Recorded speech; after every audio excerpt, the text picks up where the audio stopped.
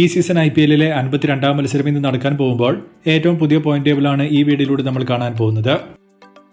10, 9, 8 സ്ഥാനത്ത് നിൽക്കുന്ന ചെന്നൈ, ഹൈദരാബാദ്, രാജസ്ഥാൻ തുടങ്ങി 3 പേരും ടൂർണമെന്റിന്റെ പുറത്താണ്. SRSന് 14 പോയിന്റ് വരെ ഇനി എത്താൻ പറ്റുമെങ്കിലും ഒരു 14 പോയിന്റ് ക്വാളിഫിക്കേഷൻ ഇത്തവണ ഓപ്പൺ ആകില്ല എന്ന കാര്യം ഉറപ്പാണ്. 7, 6 സ്ഥാനത്ത് കൊൽക്കത്ത, LSG തുടങ്ങിയവരാണ് നിൽക്കുന്നത്. കൊൽക്കത്തയ്ക്ക് 9 പോയിന്റും LSGക്ക് 10 പോയിന്റുമാണുള്ളത്.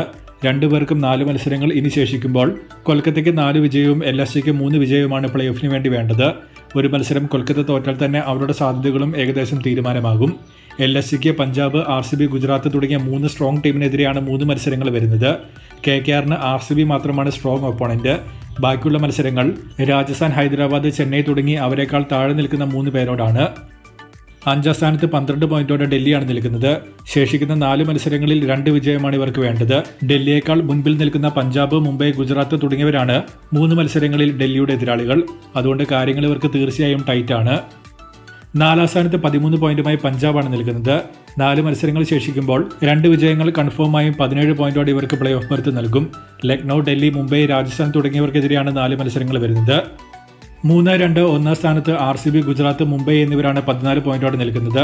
RCBക്കും ഗുജറാത്തിനും ശേഷിക്കുന്ന 4 മത്സരങ്ങളിൽ 1 വിജയവും മുംബൈക്ക് ശേഷിക്കുന്ന 3 മത്സരങ്ങളിൽ 1 വിജയവുമാണ് വേണ്ടത്. RCB ഇന്ന് ചെന്നൈയെ നേരിടുമ്പോൾ 16 പോയിന്റിലേക്ക് പോകാനുള്ള ഓപ്പർച്യൂണിറ്റി ഇവർക്ക് മുന്നിലുണ്ട്. മുംബൈയും ഗുജറാത്തും പരസ്പരം ഇനിയൊരു മത്സരം കളിക്കുമ്പോൾ ഇവരിൽ ഒരാൾ കൺഫേമായും 16 പോയിന്റിലേക്ക് പോകും. തോക്കുന്ന ടീമിന് പിന്നെയും 1 വിജയം മാത്രം മതി എന്ന ഇക്വേഷൻ നിലനിൽക്കുന്നതിനാൽ ഈ 3 പേരും 95% പ്ലേ ഓഫ് ഉറപ്പാക്കിയിട്ടുണ്ട്.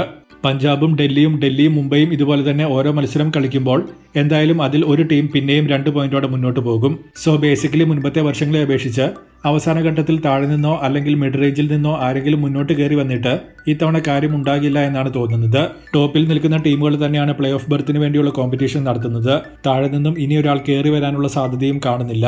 സോ 4th സ്പോട്ടിന് വേണ്ടിയുള്ള പോരാട്ടം മാത്രമായിരിക്കും ഇനി അങ്ങോട്ട് നടക്കാൻ പോകുന്നത്.